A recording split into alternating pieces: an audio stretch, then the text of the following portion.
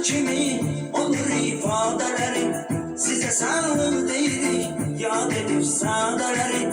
Onların kızıl kimi olur ifadeleri. Kaldırın biz şerefe iteyim badeleri. Edip hürmet ikram, edip hürmet ikram. Kaldırın biz şerefe iteyim badeleri. Edip hürmet ikram, edip hürmet ikram. Av yeşni salam, sim sirdeşni salam. Av yeşicim baram.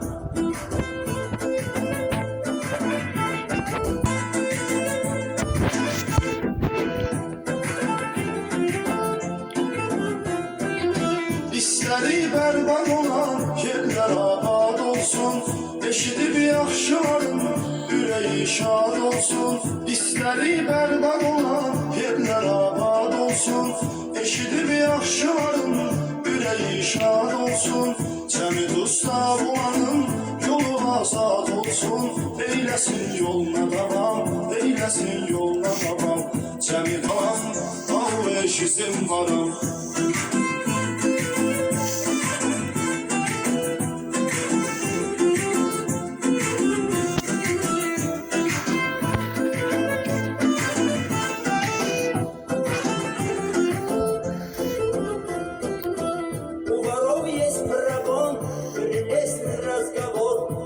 Вообще не любят, прелестный разговор. У воров есть парагон, прелестный разговор.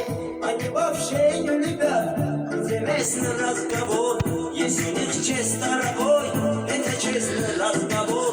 Желаем удачи вам, желаем удачи вам. Если у них честь дорогой, это честный разговор. Желаем удачи вам. Всем ворам, всему сердечный салам, всему сердечный салам. Ау ешизим ворам, ау ешизим ворам. Всему сердечный салам, всему сердечный салам. Ау ешизим ворам.